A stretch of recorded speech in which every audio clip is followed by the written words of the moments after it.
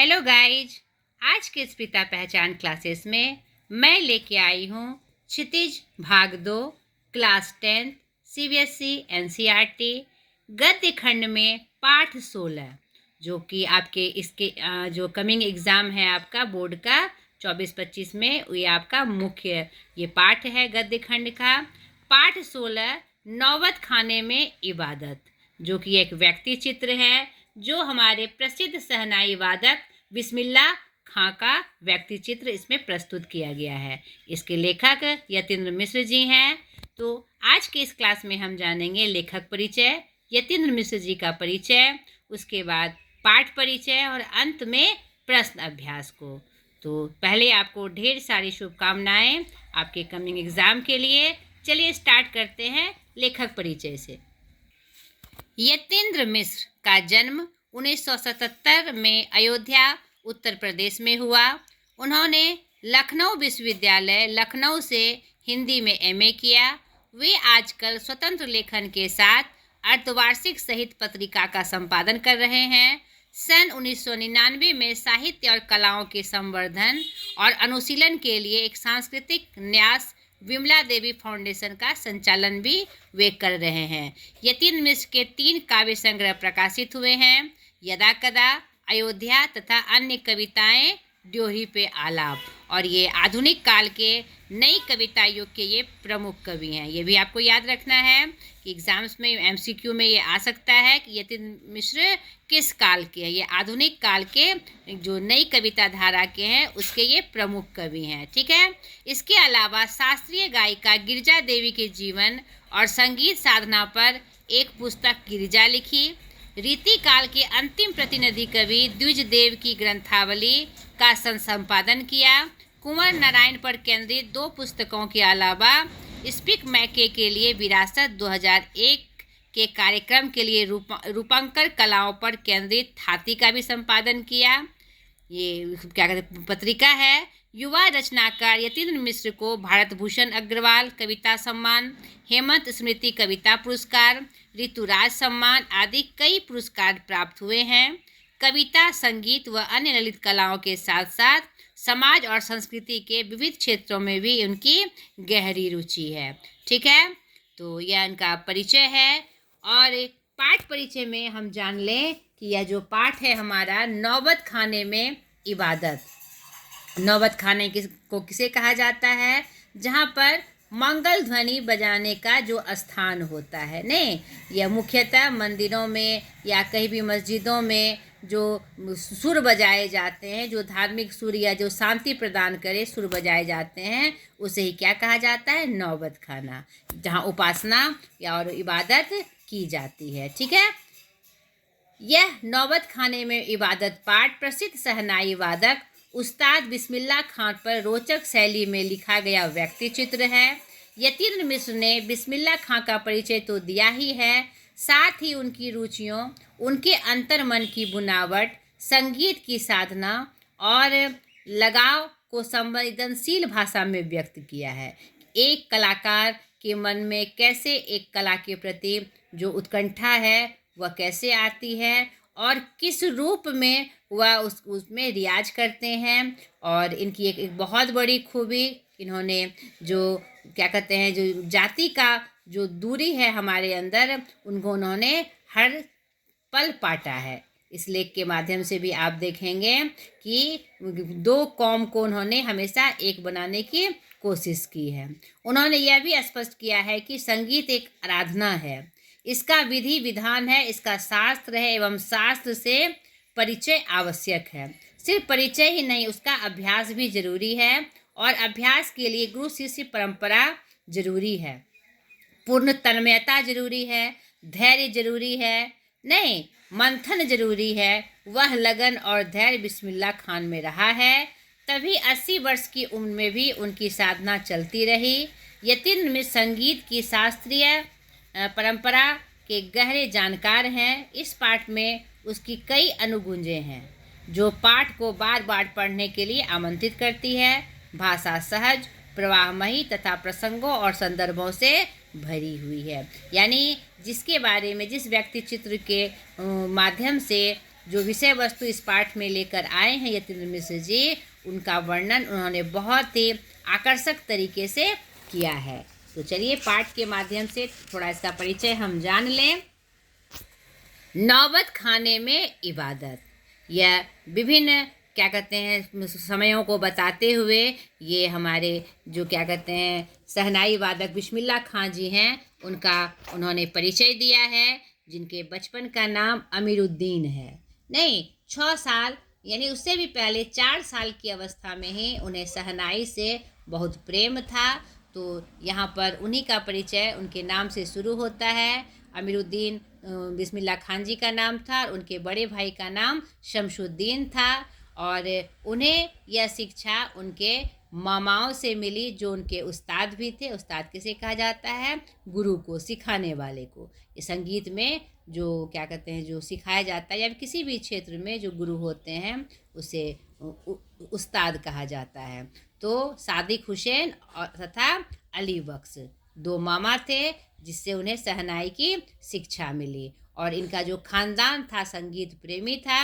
और नाना जी भी क्या कहते हैं इसमें क्या कहते शहनाई बजाने में बहुत ही क्या कहते हैं अच्छे स्थान पर थे और विभिन्न रियासतों के दरबार में बजाने का काम करते थे। यानी इनका जो गांव है, इनका जन्म डुमराव बिहार के एक संगीत प्रेमी परिवार में हुआ। 5-6 वर्ष डुमराव में बिताकर वह नाना के घर ननिहाल काशी आ गए थे। और तभी से उनको जो शहनाई के प्रति जो प्रेम उमड़ा और जो जीवन के अंतिम समय तक बना रहा। इसीलिए मामा और नाना के संपर्क में आकर इन्होंने शहनाई सीखी और अंत तक, जीवन के अंत तक उनके मूल मंत्र का अभ्यास वह करते रहे। और यह इनके लिए एक बहुत बड़ी उपलब्धि थी। और जिसे हम क्या कहते हैं बिस्मिल्लाह खान को हम शहनाई में उस बड़े उस्ताद के रूप में जानते हैं, नहीं, महान प्रतिनिधि के रूप में हम इनको जानते हैं। इन्हीं के परिचय से यह व्यक्ति चित्र शुरू होता है।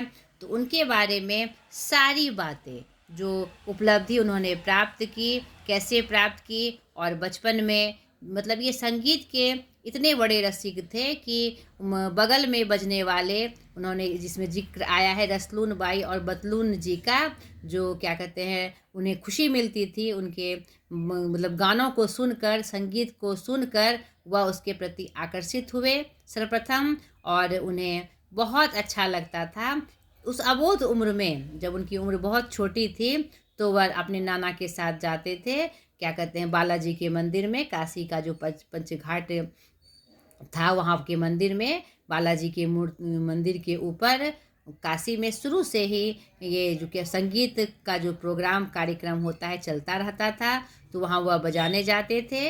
तो शुरू में जो संगीत के प्रति आकर्षण इनको आया, उसमें उन्होंने रसलून बाई और बतलून बाई का नाम का वर्णन किया है। इसी क्रम में बातें बढ़ती जाती है। कुछ बचपन की घटनाएं उनकी बताई गई है इसमें। और संगीत के प्रति, शहनाई के प्रति जो लगाव था बचपन से, उसको बहुत ही अच्छे तरीके से दिखाया गया है। शहनाई की जो मंगल ध्वनि है और जो हमारे नायक बिस्मिल्लाह खान हैं, 80 बरस से इस सुर साधना में लगे रहे। और इन्होंने उसे अपना सिर्फ पैशन नहीं बनाया, एक साधना के रूप में उन्होंने इसका परिचय दिया है। ठीक है, तो इसी क्रम में यह व्यक्ति चित्र आगे बढ़ता है। उनकी और बहुत सारी जीवनचर्या की बातें इस व्यक्ति चित्र में आई है और जिससे उनका प्रेम दिखाई पड़ता है। यहाँ पर मुहर्रम के प्रति, अपने कौम के पर्व के प्रति जो उनकी आस्था है, धर्म के प्रति, उसका जिक्र यहाँ बहुत अच्छे से आया है कि इतने बड़े संगीत मार्तंड में जो आस्था थी उनकी धर्म के प्रति, मुहर्रम के प्रति, यहाँ पर दिखाई पड़ती है। उस समय वह कोई राग नहीं बजाते थे। पैदल 8 किलोमीटर तक जाकर वह नहुआ बजाते थे। नहुआ यानी शोक की ध्वनि होती है, कोई राग रागनियों का उसमें बजाना निषेध था। यह एक अपने क्या कहते हैं धर्म के प्रति जो उनकी मतलब गंभीर आस्था थी, उनका परिचय यहाँ प्राप्त होता है। और उसी क्रम में मुहर्रम में गमजोदा माहौल में वे उन कुलसुम हलवाइन को याद करते हैं और गीतावली और सुलोचना जो हमारी अभिनेत्री हैं पुराने फिल्म की, उनको याद करते हैं, क्योंकि सुलोचना उनकी पसंदीदा हीरोइन रहती हैं, अभिनेत्री रहती हैं, जिनकी रहस्यमय मुस्कुराहट और गालों का नाम सुनते ही उनके चेहरे पर एक मुस्कुराहट आ जाती है। अपने बचपन के दिनों में 3rd क्लास का टिकट लेकर उनकी एक भी फिल्म वह नहीं छोड़ते थे, क्यों यह क्या कहते फिल्म के प्रति उनका यह शौक जो था, इसका वर्णन भी यतीन्द्र मिश्र जी ने किया है। और जैसे भी हो पैसा जुटाकर या शहनाई बजाने के बदले जो उन्हें प्राप्त होता था उससे भी पैसे बचाकर वह सुलोचना जी की सारी फिल्म देखा करते थे, इसका वर्णन भी आया है।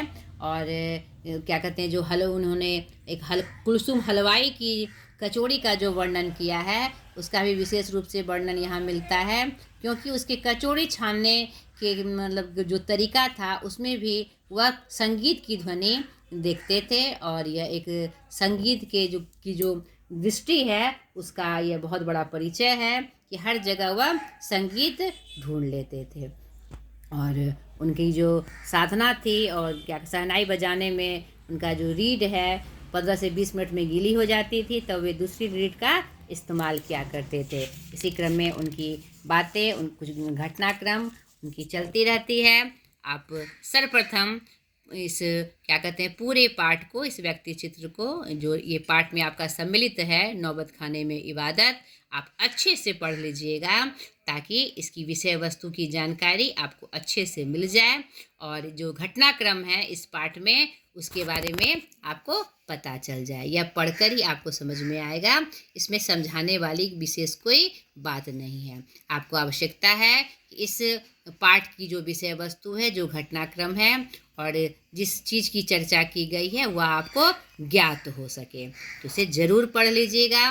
और इस व्यक्ति चित्र में एक और महत्वपूर्ण बात आई है काशी की संस्कृति की, जो आज के इस आधुनिक समय में कहीं ना कहीं टूट रही है। उस काशी की जो परंपरा है, संगीत की परंपरा तो आज भी दिखाई पड़ती है। आज भी वहाँ विभिन्न अनुष्ठानों पर, विभिन्न कार्यक्रमों में संगीत के कहीं ना कहीं रूप वहाँ दिखाई पड़ जाते हैं, लेकिन क्या कहते हैं वहाँ पर आसपास का जो बहुत कुछ ऐसा था जो आजकल आज काशी से छूट रहा है, जो वाराणसी के नाम से प्रसिद्ध है, बहुत कुछ छूट रहा है, उसके बारे में भी वह चिंता करते हुए दिखाते हैं। और काशी में मतलब विश्वनाथ मंदिर के प्रति लगाव और क्या कहते हैं संगीत के प्रति जो उनका लगाव था वह पूरे व्यक्ति चित्र में स्पष्ट रूप से दिखाई पड़ता है। और वहाँ की कचौड़ी, जलेबी और विश्वनाथ मंदिर और गंगा घाट, यह सब उनकी यादों में समाया हुआ है। आज बहुत कुछ बदल गया है, कजली चैती का और जो अदब का ज़माना था वह कम हो रहा है, और संगीतज्ञों के लिए गायकों के मन में जो आदर था वह भी कम हो रहा है। और इसके लिए जो हमारे बिस्मिल्लाह खां जी हैं अफसोस भी जताते थे। और यह हैरानी की बात है कि काशी पक्का महल से मलाई बर्फ़ तथा संगीत, साहित्य और अदब की बहुत सारी परंपराएं लुप्त हो गई है। एक सच्चे सुर साधक और सामाजिक की भांति बिस्मिल्लाह खां साहब इन सब को कमी उनको बराबर खलती रहती है। यहाँ पर इसका वर्णन प्राप्त हुआ है। भारत रत्न को लेकर क्या कहते हैं उन्हें जो भारत रत्न प्राप्त हुआ तो उनकी जो उनके प्रति जो उनकी मतलब आस्था है और संगीत सुर के प्रति जो उनकी आस्था है, इतनी बड़ी उपाधि प्राप्त करने के बाद भी उनका जो क्या कहते हैं स्वभाव था वह कभी नहीं बदला। एक अनूठे स्वभाव के रूप में एक कलाकार का हृदय एकदम उच्च कोटि के रूप में वह स्थित रहा। और एक घटना का भी जिक्र इसमें आता है उनकी शिष्या द्वारा कि पूछे जाने पर कि ये फटी हुई तमद क्यों पहनते हैं, तो बड़ी सुंदर तरीके से वो हंसकर जवाब देते हैं, इधर पगली ईद सब भारत रत्न हमको सहनैया पे मिला है, लुंगिया पे नहीं। तो यह उनके चरित्र का एक मजबूत पक्ष को यहाँ दिखाती है कि सादगी एक बहुत बड़ी चीज़ है। लोग की पहचान दिखावे से नहीं होती, उसके गुण से होती है। यह एक बहुत सुंदर परिचय इस उदाहरण से हमें प्राप्त होता है। आजकल क्या कहते हैं, लोग उच्च स्थान पे पहुंचने के बाद दिखावे की प्रवृत्ति अपनाते हैं। तो ये भारत रत्न प्राप्त बिस्मिल्ला खान ने इस बात को एकदम गलत और झूठा साबित करते हैं। तो आप सोच के देखिए, इतने बड़े शहनाई वादक संगीत मार्तंड को दिखावे की थोड़ी सी भी मतलब आदत या प्रवृत्ति नहीं थी। नहीं, वह गुण को महत्व देते थे। इसी क्रम में यह पाठ बढ़ते हुए खत्म होती है। ये पाठ का पूरा मैंने परिचय शॉर्टकट में दिया, आप सर्वप्रथम इसे जरूर पढ़ लीजिएगा। अब चलिए प्रश्न अभ्यास की तरफ। प्रश्न अभ्यास के माध्यम से मैं आपको इसकी विषय वस्तु की और जानकारी दे दूं, आपको हिंट कर दूं। शहनाई की दुनिया में डुमरांव को क्यों याद किया जाता है? इस पाठ में आप पढ़िएगा कि शहनाई की दुनिया में डुमरांव को इसलिए याद किया जाता है क्योंकि डुमरांव में ऐसी कोई व्यवस्था नहीं थी जहां क्या कहते हैं, शहनाई वादक का कोई विशेष नाम हो। लेकिन हमारे जो उस्ताद थे शहनाई वादक बिस्मिल्ला खां जी, उनका जन्म स्थान डुमरांव था। और क्या कहते हैं, डुमरांव में जो शहनाई बजाने का जो यंत्र होता है वो वहाँ पर उसका एक विशेष तरीके से शहनाई बजाने का यंत्र होता है जो डुमरांव में प्राप्त होता है। जब आप देखिएगा, यह जो वाद्य है वह इसमें एक रीड का प्रयोग किया जाता है। और यह क्या कहते हैं, रीड डुमरांव के गांव में पाई जाती है। सोन नदी के किनारों पर यह पाई जाती है। इसी महत्ता से डुमरांव का शहनाई वादन के रूप में इसका नाम आता है। और अपने उस्ताद बिस्मिल्ला खां साहब वहीं के थे, उनका जन्म स्थान भी डुमरांव ही था। इनके परदादा उस्ताद सलार हुसैन खां डुमरांव निवासी थे। और उस बिस्मिल्ला खां के उस्ताद पैगंबर बख्श खां और मिठुन के छोटे साहबजादे हैं जो डुमरांव गांव से संबंध रखते थे। इसीलिए शहनाई की दुनिया में डुमरांव का नाम याद किया जाता है। डुमरांव का जो बिहार का एक गांव है उसे याद किया जाता है। बिस्मिल्ला खां को शहनाई की मंगल ध्वनि का नायक क्यों कहा गया है? बिस्मिल्ला खान जो शहनाई वादक में एक संगीत मार्तंड के नाम से जाने जाते हैं, उनको मंगल ध्वनि का नायक इसलिए कहा जाता है क्योंकि उन्होंने शहनाई वादन में सिर्फ अपने जो ये रियाज का ही परिचय नहीं दिया है और धुन का ही परिचय नहीं दिया है, शहनाई के प्रति जो उनकी आस्था थी और उनसे वो क्या कहते हैं, नए नए राग को निकालने में हर तरह के, चाहे किसी भी रूप में हो, उनको बजाने में उन्हें क्या कहते हैं योग्यता हासिल थी। और हर तरह की मंगल ध्वनि वह अपने शहनाई से निकालते थे। आप इस पाठ के परिचय में भी देखिएगा कि बिस्मिल्ला खान क्या कहते हैं हमेशा अभ्यास के माध्यम से हर तरह की ध्वनि क्या कहते हैं शहनाई के माध्यम से निकालने का सतत प्रयास करते थे। शहनाई से सातों सुरों को निकालना या और भी अलग अलग ध्वनियों को निकालना बहुत आसान नहीं है, लेकिन बिस्मिल्ला खान जी को यह महारत हासिल थी, इसीलिए उन्हें इस शहनाई की मंगल ध्वनि का नायक कहा जाता है। सुशील वाद्यों से क्या अभिप्राय है? शहनाई को सुशील वाद्यों में शाह की उपाधि क्यों दी गई होगी? यहाँ पर आप पाठ में परिचय में देखिएगा, सुशील वाद्यों की चर्चा की गई है। सुशील वाद्य का मतलब होता है फूंक कर मुंह से हवा देकर बजाया जाने वाला वाद्य यंत्र। हमारे भारतीय संस्कारों में जो वाद्य यंत्र हैं उसके 4 रूप मिलते हैं। आपका पाठ में भी इसका वर्णन यहाँ देखिए प्राप्त है, आप इसे देख लीजिएगा, समझ लीजिएगा। तो 4 वाद्य यंत्रों में सुशील जो है फूंक कर बजाए जाने वाले ये वाद्य यंत्र के रूप में आता है। उसी के समकक्ष बांसुरी और नागस्वरम और बीन भी आती है जो फूंक के माध्यम से बजाई जाती है। तो इसीलिए यह सुशील वाद्य का यही अभिप्राय है। शहनाई को सुशील वाद्यों में शाह की उपाधि इसलिए दी गई क्योंकि उसमें जो क्या कहते हैं साथ में जो उसके स्वर निकलते हैं उसमें एक प्रकार की बांस नली का प्रयोग किया जाता है और उससे एक अलग प्रकार की ध्वनि निकलती है। यहाँ इसके परिचय में भी उसकी बात की चर्चा की गई है। आप जब इस पाठ को पढ़िएगा तो आप देखिएगा कि उसे क्यों कहा गया है, नहीं, शाह की उपाधि उसे क्यों दी गई है, यहाँ पर आपको स्पष्ट रूप से पता चल जाएगी। तो या उसके माध्यम से आपको उसका आंसर कंप्लीट कर लेना है। आज से स्पष्ट कीजिए, फटा सुर ना बक्से, लुंगिया का क्या है, आज फटी है तो कल सी जाएगी। इस तरह का जब प्रश्न हमारे सामने आता है तो सबसे पहले हम पाठ परिचय देते हैं, उसके बाद हम लेखक परिचय देते हैं, उसके बाद पाठ का मुख्य भाव बताते हुए पंक्ति से उसे संदर्भित करते हैं। नहीं तो यह प्रस्तुत पंक्ति हमारे पाठ्य पुस्तक क्या कहते हैं, क्षितिज भाग 2 के गद्य खंड से ली गई है, नौबत खाने इबादत पाठ से ली गई है, जिसके लेखक यतीन्द्र मिश्र जी हैं। और इस क्या कहते हैं पाठ में यतीन्द्र मिश्र जी ने एक व्यक्ति चित्र यहाँ पर प्रदर्शित किया है। वह व्यक्ति चित्र किसका है, हमारे शहनाई के उस्ताद बिस्मिल्लाह खां जी का।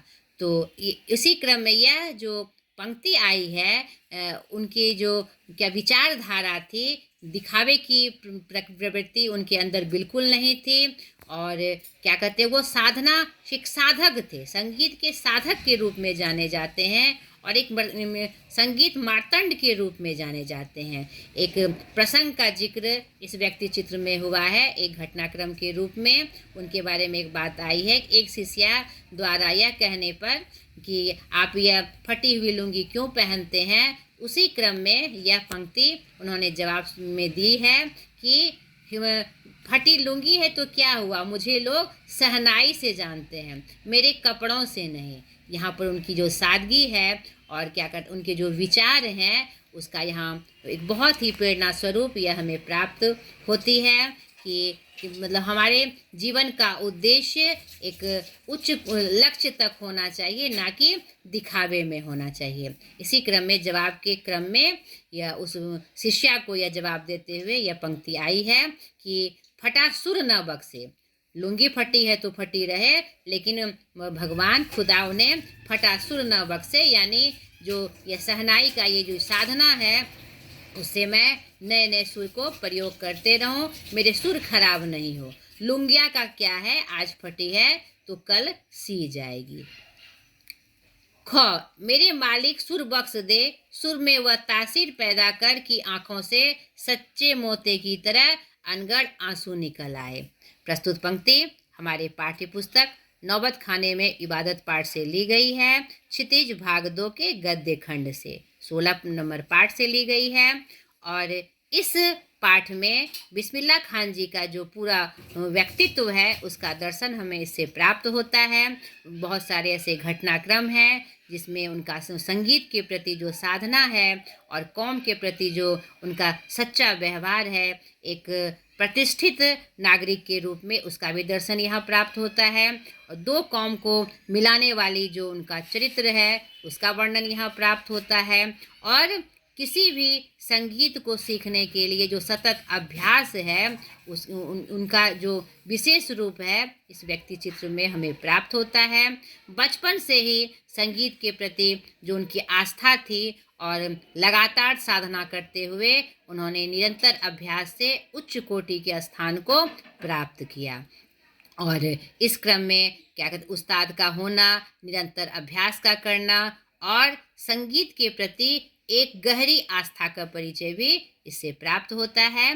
तो इसी क्रम में जब वह क्या कहते हैं रियाज करते थे, अभ्यास करते थे, तो हमेशा एक प्रार्थना करते थे कि हे प्रभु ऐसा सुर बख्श दे कि मैं सुर में वह तासीर पैदा कर दे कि आँखों से सच्चे मोती की तरह क्या कहते हैं अनुगढ़ आंसू निकल आए। कहने का तात्पर्य है कि मतलब कि शहनाई से हर तरह के सुर निकालना बहुत आसान नहीं था और वह चाहते थे कि इससे सातों सुर वह पैदा कर सके। जो भी मंगल ध्वनि शहनाई से बनाई जा सकती है वह उसमें महारत हासिल कर ले।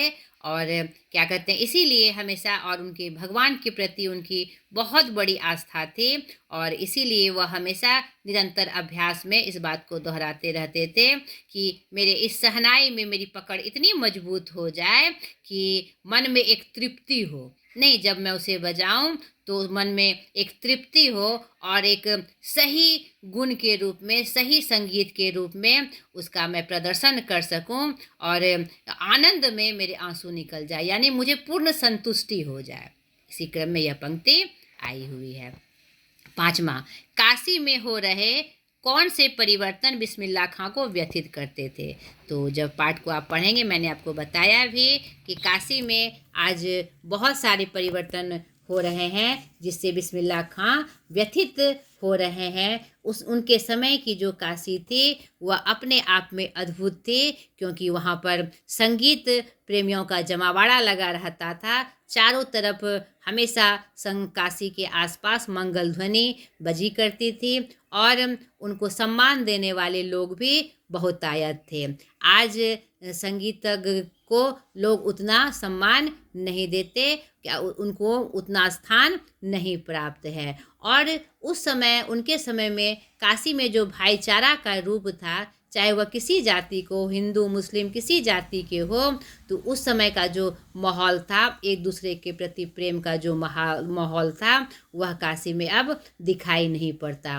और काशी विश्वनाथ मंदिर के चारों तरफ जो कचौड़ी जलेबियाँ मिलती थी और मिठाइयाँ जो मिलती थी, आज थोड़ा सा वह हट गया है। आज उसमें व्यापार का रूप आ गया है। नहीं, और वह जो प्रेम और सहृदयता वो कचौड़ी खाने की थी, जो अपनापन दिखाई पड़ता है, वह कहीं ना कहीं धूमिल हो गया है। इन सब क्या कहते हैं परिवर्तन के कारण बिस्मिल्लाह खान व्यथित हैं। आज हिंदू मुस्लिम के नाम पर लोग लड़ते हैं और अपने अपने के कौम की बड़ाई करते हैं, अपने अपने धर्म की बड़ाई करते हैं, लेकिन उनके ज़माने में ऐसा नहीं था।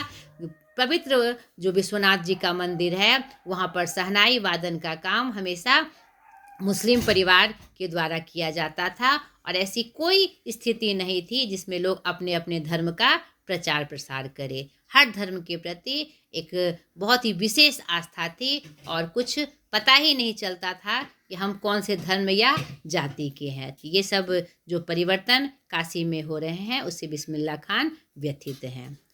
पाठ में आए किन प्रसंगों के आधार पर आप कह सकते हैं कि बिस्मिल्लाह खां मिलीजुली संस्कृति के प्रतीक थे। तो यहाँ पर जब आप पाठ को पढ़ेंगे तो बहुत सारे ऐसे प्रसंग हैं जिसमें आपको दिख जाएगा कि बिस्मिल्लाह खां मिलीजुली संस्कृति के प्रतीक थे। क्या कहते हैं, जब वो शहनाई वादन में, जब क्या कहते हैं, वह मंदिर में या किसी कहीं पर भी रियाज करने जाते थे, अपना प्रदर्शन करने जाते थे, तो सबके प्रति, चाहे वह हिंदू मुस्लिम हो, किसी रूप में हो, उनकी बहुत आस्था थी और उनसे वह प्रेम व्यवहार करते थे। और अपने यादों में के जो आप देखेंगे कि जो कचौड़ी वाली थी कुलसुम हलवाइन, उनका वह जिक्र करते हैं। और अभिनेत्री में उनको जो सुलोचना जी और गीतावली हैं, वह उनकी प्रिय होती हैं, उनका वर्णन। और भी बहुत सारी ऐसे प्रसंग हैं जिसमें दिख जाता है उनका यह व्यवहार कि बिस्मिल्लाह खान मिलीजुली संस्कृति के एकदम प्रतीक थे। ठीक है, वे वास्तविक अर्थों में एक सच्चे इंसान थे। पाठ में आए कुछ ऐसे प्रसंग हैं जिसमें एक सच्चे इंसान का जो रूप होता है वह प्रदर्शित होता है, वह बिस्मिल्लाह खान के रूप में प्रदर्शित होता है। उनका संगीत का जो रूप था, उन्होंने कभी ऐसा नहीं सोचा कि मैं इसमें विशेष स्थान प्राप्त कर सकूं और एक विशेष कौम के लिए करूं। उन्होंने हर जगह उनकी एक आस्था थी कि सही रूप, भारत का सही रूप मिलजुल कर और शुद्ध रूप से संबंध निभाने में है, और यह हमेशा इसका व्यवहार का वह प्रदर्शन करते थे। वे वास्तविक अर्थ में एक सच्चे इंसान थे, क्योंकि एक सच्चे इंसान में ही जो काशी में जो परिवर्तन उन्हें दिख रहा है और जिससे वह व्यथित हैं, एक सच्चे इंसान होने की यह सबसे मतलब बड़ा उदाहरण है। आज जो भाईचारे के प्रति जो बदला हुआ रूप वह काशी में देखते हैं और जो उन्हें दुख होता है, यह एक सच्चे इंसान में ही हो सकता है। और क्या कहते हैं, अपने कर्म के प्रति जो उनकी ईमानदारी थी, इससे भी यह साबित होता है कि वह सच्चे इंसान थे। उन्हें हमेशा से वह अपने भगवान से प्रार्थना करते थे कि ऐसा गुण मुझे दे मालिक जिससे मैं सुर में तासीर पैदा कर सकूं और मैं उसमें खो जाऊं। तो यह जो रूप है, यह जो चरित्र है, एक सच्चे इंसान का होता है, जो अपने किसी भी चीज़ के लिए, साधना के लिए लगातार अभ्यास करता है और उसे उच्च कोटि पर पहुंचने की तीव्रता रहती है। तो और भी बहुत सारे प्रसंग हैं इसमें। धार्मिक धर्म के उन्हें अपने धर्म पर भरपूर आस्था थी। मुहर्रम जैसे पर्व में, जहाँ शोक का ये पर्व है, वहाँ पर वह बहुत ही शिद्दत के साथ उसको मनाते थे और उस समय कोई भी राग व शहनाई के माध्यम से नहीं निकालते थे।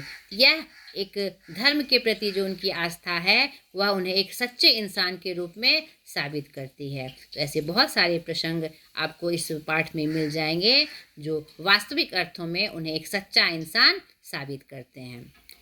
7वां, बिस्मिल्लाह खां के जीवन से जुड़ी उन घटनाओं और व्यक्तियों का उल्लेख करें जिन्होंने उनको संगीत साधना को समृद्ध किया। तो आप जब पाठ को पढ़ेंगे तो आप देखेंगे कि उनके जीवन में क्या कहते हैं, ऐसे बहुत सारे लोग आए जो जिन्होंने उन्हें संगीत के प्रति आकर्षण पैदा किया और उन्हें समृद्ध करने में उनकी सहायता की। यहाँ पर उनके 2 मामा का नाम आता है, जो उनके उस्ताद भी थे और जिन्होंने उन्हें संगीत के प्रति रुचि जगाई और लगातार अभ्यास से उन्हें एक उच्च स्थान पे पहुंचने में मदद की। उनके नाना के माध्यम से क्या कहते हैं भी उन्हें संगीत के प्रति बहुत ज़्यादा रुचि जगी और निरंतर अभ्यास से उन्होंने यह स्थान प्राप्त किया। और एक और भी घटनाएं हैं। उस समय काशी का जो माहौल था, इनका बचपन काशी में बीता और उनके का नाना जो परिवार था और दादा परिवार भी संगीत प्रेमी रहा था, तो उन्होंने संगीत के माहौल को हमेशा से देखा था। उस समय काशी में विभिन्न स्थानों पर संगीत के बहुत सारे कार्यक्रम होते रहते थे, जिनसे संगीत के प्रति उनकी बहुत ज़्यादा रुचि बढ़ती चली गई और उन्हें शहनाई क्योंकि उनके नाना और उनके मामा शहनाई बजाने में बहुत क्या कहते हैं उच्च कोटि के वादक थे, बजाने वाले थे, तो उन्हें शहनाई के प्रति आकर्षण हुआ और इसी क्षेत्र में उन्होंने श्रेष्ठता हासिल की। तो उस समय हर जगह जो कार्यक्रम होते थे उससे भी आकर्षित होकर इस तरफ उनका रुख हुआ और उन्होंने क्या कहते हैं मर्तांडता हासिल की। रचना और अभिव्यक्ति। बिस्मिल्लाह खां के व्यक्तित्व की कौन कौन सी विशेषताओं ने आपको प्रभावित किया? तो आप पाठ के माध्यम से देखेंगे उनका जो हर व्यक्तित्व जो था और उसमें विशेषता थी। एक अच्छे इंसान के रूप में, एक सच्चे इंसान के रूप में उनका ये व्यवहार यहाँ प्रदर्शित होता है। धर्म के प्रति जो उनकी आस्था थी और वह बहुत उच्च कोटि की थी, जो क्या कहते हैं मुहर्रम वाले उदाहरण से यहाँ प्रस्तुत होती है। और वह एक कुशल क्या कहते हैं शहनाई वादक थे, या तो शहनाई बजाने में जो उच्च कोटि का रूप उनका प्रदर्शित होता है, वह भी इनकी एक बहुत बड़ी विशेषता थी। और निरंतर अभ्यास करने की जो उनका रूप था, वो भी अपने आप में उसकी विशेषताओं को दिखाता है। और एक उच्च कोटि के वह समाज परोपकार के रूप में जो उनका रूप दिखाई पड़ता है, एक सच्चे इंसान के रूप में, दूसरे की सहायता करने के रूप में, अपने कौम के प्रति ईमानदारी के रूप में, यह भी उनकी एक बहुत बड़ी विशेषता है। और व्यथित होना किसी भी बात पर एक सच्चे और अच्छे इंसान की विशेषताओं को भी यहाँ पर दिखाता है। तो बहुत सारे बातें हैं जो बिस्मिल्लाह खान के व्यक्तित्व की विशेषताओं को यहाँ पर हमें दिखाता है और हमें प्रभावित करता है। मुहर्रम से बिस्मिल्लाह खां के जुड़ाव को अपने शब्दों में लिखिए। तो यहाँ पर एक घटना आई है मुहर्रम के बारे में, जिसमें बिस्मिल्लाह खां जी का बहुत जुड़ाव यहाँ प्रदर्शित होता है, क्योंकि इतने बड़े शहनाई वादक जो थे वह मुहर्रम के महीने में जो एक मुसलमान का एक पर्व है जिसमें हजरत इमाम हुसैन और उनके वंशजों के प्रति अज़ादारी यानी शोक मनाई जाती है। तो पूरे 10 दिनों का यह शोक होता है। तो हमारे बिस्मिल्लाह खान जी इस कार्यक्रम में शिरकत करते थे और जो उनका जो बजाने का रूप था वह शोक सुर के रूप में बजाते थे उन्हें, और 8 किलोमीटर तक पैदल जाकर नौहा बजाते हुए जाते थे और शोक प्रदर्शित करते थे। तो ये मुहर्रम के प्रति उनकी गंभीर आस्था का यह परिचायक था। नहीं, उनकी आंखें इमाम हुसैन और उनके परिवार के लोगों के शहादत में हमेशा नम रहती थी, अज़ादारी होती थी, और जिससे हजारों आंखें नम होती थी और वो ऐसा सुर निकालते थे जिससे लोग दूसरे लोग भी मुहर्रम के प्रति यहाँ पर इबादत को दर्शाते थे। बिस्मिल्लाह खां कला के अनन्य उपासक थे, तर्क सहित उत्तर दीजिए। बिस्मिल्लाह खां वास्तव में कला के अनन्य उपासक थे। उनकी जो कला थी शहनाई के प्रति, शहनाई बजाने के प्रति, वह उनके बहुत बड़े उपासक थे। अपनी उपासना से उन्होंने इसमें एक उच्च स्थान प्राप्त किया। निरंतर अभ्यास से 4 साल की उम्र से इन्होंने इसका अभ्यास निरंतर जारी रखा और हर अपनी कोशिश में उन्होंने इसमें उच्चता हासिल की। आप देखेंगे इस पाठ के प्रसंग में कि वह हमेशा चाहते थे कि नाना जैसी शहनाई बजाए, नहीं मामा से भी अच्छी शहनाई बजाए। जब वह शहनाई बजाते थे अगर उनसे अच्छा सुर नहीं निकलता था तो उन्हें लगता था यह नाना की शहनाई नहीं है, तो वह फिर नाना की शहनाई खोजते थे। और धीरे धीरे उन्हें यह बात पता चली कि यह निरंतर अभ्यास से प्राप्त हो सकता है। शहनाई सब एक ही होती है, उसमें बजाने की कला होनी चाहिए। नहीं तो धीरे धीरे अपने निरंतर अभ्यास से उन्होंने उस उच्च शहनाई वादक के रूप में अपनी प्रतिष्ठा पाई।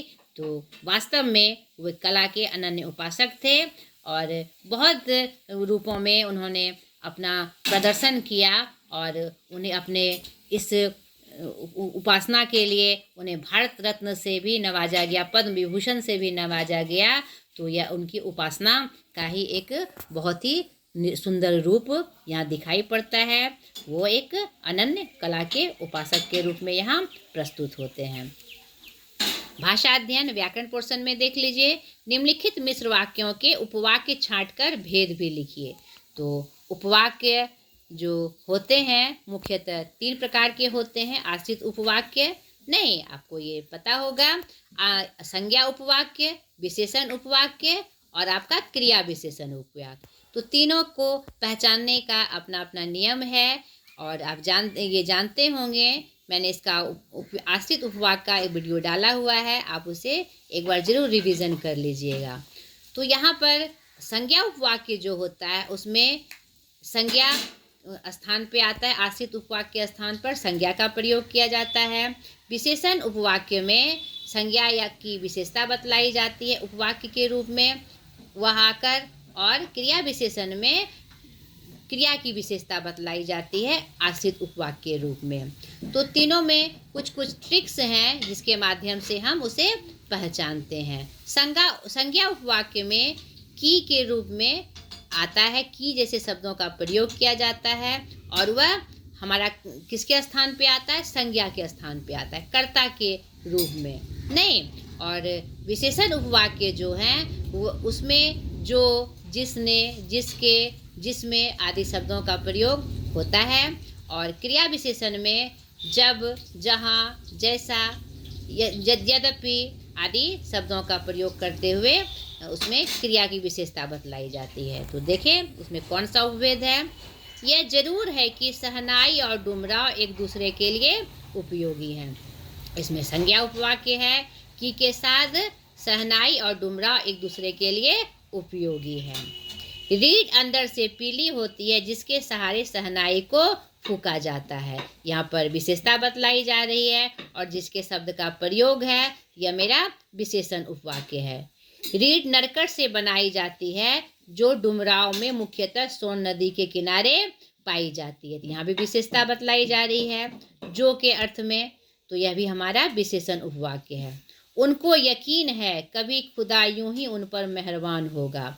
यहाँ पर आप देखिए, यहाँ पर उनको यकीन है के रूप में आया है, संज्ञा उपवाक्य है और की यहाँ पर छुपा हुआ है। नहीं, उनको यकीन है कि, तो यहाँ पर संज्ञा के स्थान पर यह प्रयुक्त हुआ है कर्ता के स्थान पर, तो यह हमारा संज्ञा उपवाक्य है। हिरन अपनी ही महक से परेशान पूरे जंगल में उस वरदान को खोजता है जिसकी गमक उसी में समाई हुई है। जिसकी, तो यह निश्चित रूप से विशेषण उपवाक्य है। खां साहब की सबसे बड़ी देन यही है कि पूरे 80 वर्ष उन्होंने संगीत को संपूर्णता व एकाधिकार से सीखने की जिज्ञासा को अपने अंदर जिंदा रखा। तो की के रूप में आया है, यह संज्ञा उपवाक्य है हमारा। ठीक है। निम्नलिखित वाक्यों को मिश्र वाक्यों में बदलिए। इसी बाल सुलभ हंसी में कई यादें बंद है। इसी बाल सुलभ हंसी में, नहीं, इसमें कई यादें बंद हैं जो बाल सुलभ हंसी के लिए हैं। ठीक है। काशी में संगीत आयोजन की एक प्राचीन एवं अद्भुत परंपरा है। काशी में संगीत आयोजन की एक प्राचीन एवं अद्भुत परंपरा है। एक प्राचीन एवं अद्भुत परंपरा है जो काशी में संगीत आयोजन के लिए होती है। मिश्र वाक्य हो गया। धत पगली ई भारत रत्न हमको सहनैया पे मिला है, लुंगिया पे नहीं। नहीं, यह भारत रत्न मुझे सहनैया पे मिला है, जो यह भारत रत्न हमें जो मिला है वह सहनैया पे मिला है, लुंगिया पे नहीं। ठीक है। विशेषण उपवाक्य हो गया। काशी का नायाब हीरा हमेशा से दो कौमों को एक होकर आपस में भाईचारे के साथ रहने की प्रेरणा देता है। दो कौमों को एक होकर जो साथ रहने की प्रेरणा देता है, जो काशी का नायाब हीरा है। ठीक है। यहाँ पर एक विशेषता बतलाकर जो शब्दों के साथ विशेषण उपवाक्य हम प्रयोग करते हुए मिश्र वाक्य बनाते हैं। कुछ पाठ्येतर सक्रियता है जो आपको करने के लिए दिया गया है, इसे भी आप जरूर पूरा करें ताकि इस संदर्भ में आपको और भी विशेष जानकारी प्राप्त हो जाए। तो आशा करती हूँ मैं आपके लिए सहायक हुई होंगी। अगले पार्ट में फिर एक नए वीडियो के साथ मैं हाजिर हो जाऊंगी। आप इसे अच्छे से पढ़कर इनके प्रश्न अभ्यास को पूरा कर लीजिएगा। आज तक के लिए इतना ही। बाय।